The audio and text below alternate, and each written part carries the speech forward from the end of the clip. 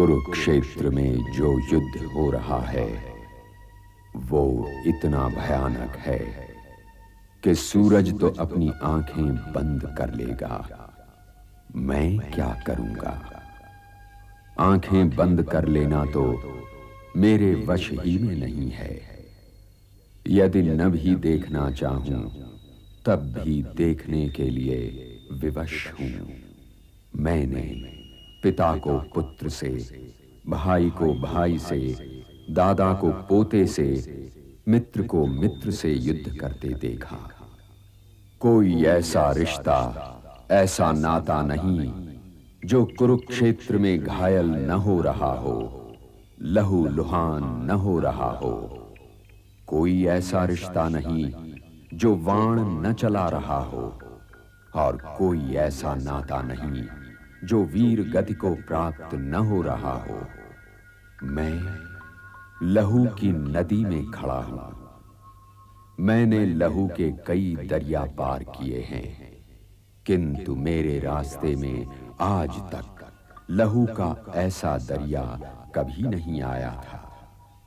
पता नहीं लहू की ये नदी कब उतरेगी और द्रौपदी के खुले हुए केश कब बंधेंगे। तुमने अपने केश खुले क्यों छोड़ दिए पांचाली? अब ये अपमानित केश खुले ही रहेंगे कि तुम लोग जब इन खुले केशों को देखो तुम्हें ये याद आ जाए कि दुशासन ने भरी सभा में इनका कैसे अपमान किया था। इन्हें ठीक से देखो सर्वश्रेष्ठ धनुर्धर अर्जुन, इन्हें ठीक से देखो सर्वश्रेष्ठ गदाधर भीम। ये केश तब तक खुले रहेंगे जब तक तुम में से कोई अपनी अंजलि भर दुशासन की छाती का लहू लाकर मुझसे ये ना कहेगा कि पांचाली ये लो दुशासन की छाती का लहू और इनसे अपनी केशों का अपमान धो डालो।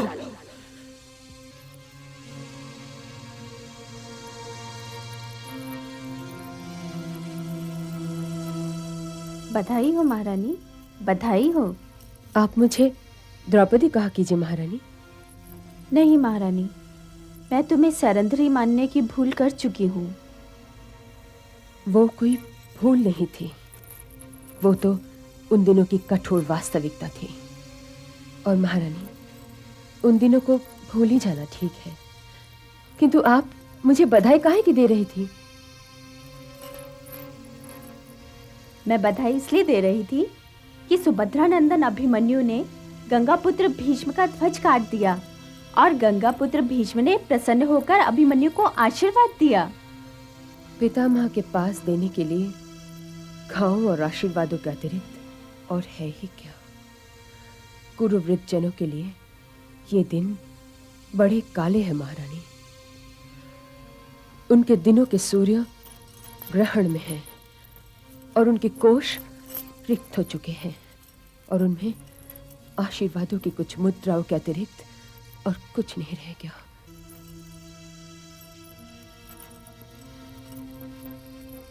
अपनी कड़वाहट कुछ कम करो प्रिय द्रौपदी। प्रयत्न तो बहुत करती हूँ, किंतु ये कड़वाहट कम होती ही नहीं। कभी भूल से भी मेरे हाथ इन केशों की ओर चले जाते हैं तो जल जाते हैं।